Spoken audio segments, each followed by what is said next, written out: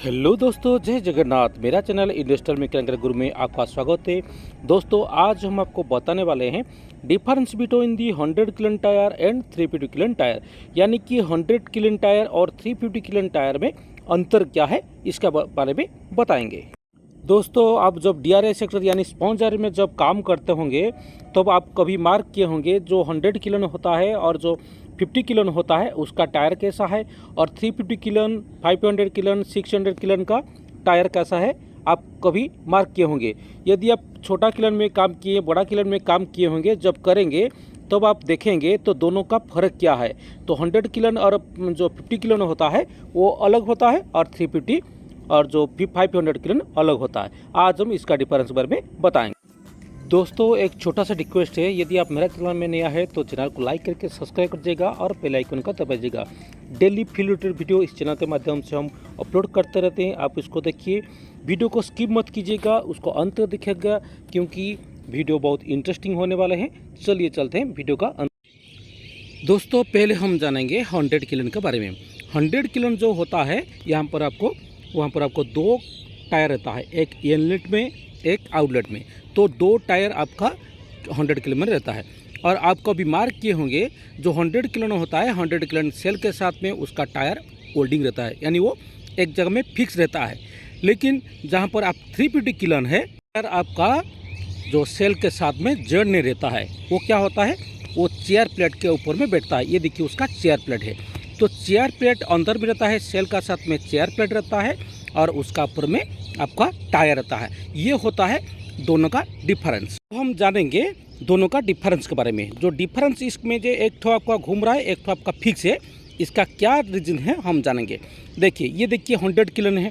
100 kiln का cell का साथ में आपको जो टायर इसका होल्डिंग है। तो होल्डिंग होने के टाइम में क्या होता है ना, सेल आपको जितना रोटेशन होगा, यानी किलन जितना रोटेशन होगा, और आपका जो टायर है वो भी उतना रोटेशन होगा।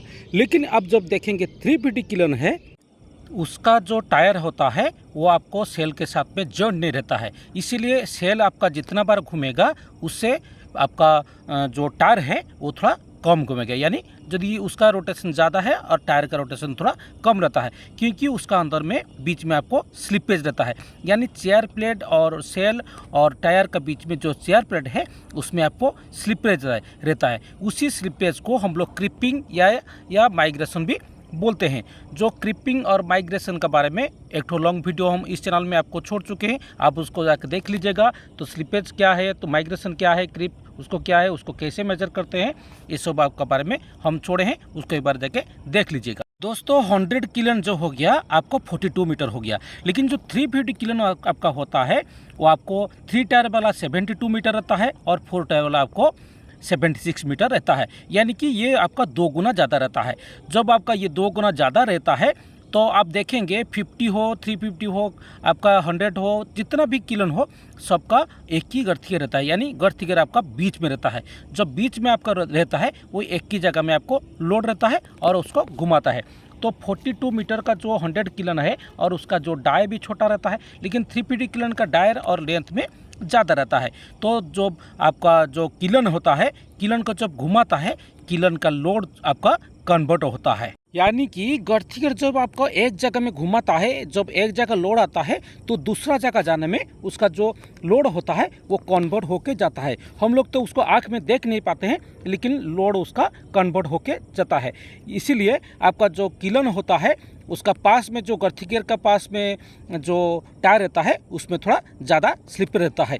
एग्जाम्पल के थ्रू हम एक चीज़ आपको दिखा रहे हैं। ये देखिए, एक तो कपड़ा लीजिएगा, ये एक तो रस्सी लीजिएगा। रस्सी को आप जब घुमाएंगे, घुमाने टाइम में देखेंगे जो एक जगह से दूसरा जगह जाने में आपका जो लोड आता है, इसी तरह जब किलन हम लोग घुमाते हैं तो इसी तरह उसका लोड देता है। तो लोड जो होता है हम लोग तो आँख से देख नहीं पाते हैं। जो लोड होता है, जो एक जगह से दूसरा जगह जाने में जो लोड पड़ता है, उसी लोड को मतलब कम करने के लिए जो उसमें आपका चेयर प्लेट लगा रहता है, और जो टायर उसका साथ में फिक्स नहीं रहता है।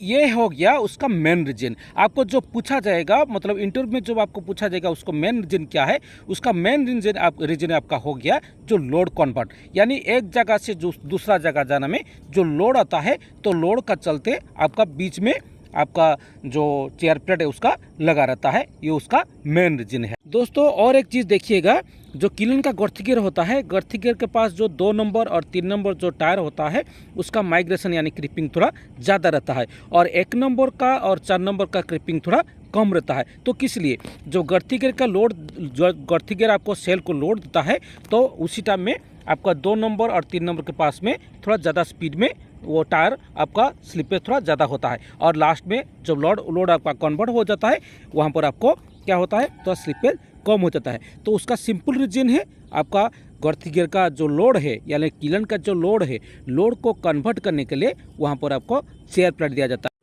ये होता है 100 किलन टायर और 350 किलन टायर का दोनों का डिफरेंस।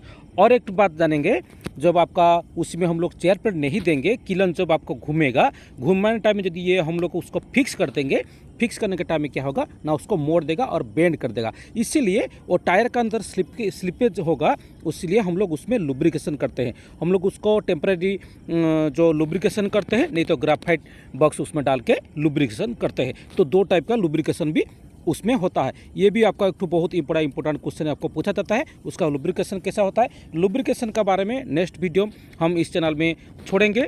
तो आज तो हम जाने दोस्तों कि दोनों का 100 किलन और 350 किलन का दोनों का डिफरेंस के बारे में।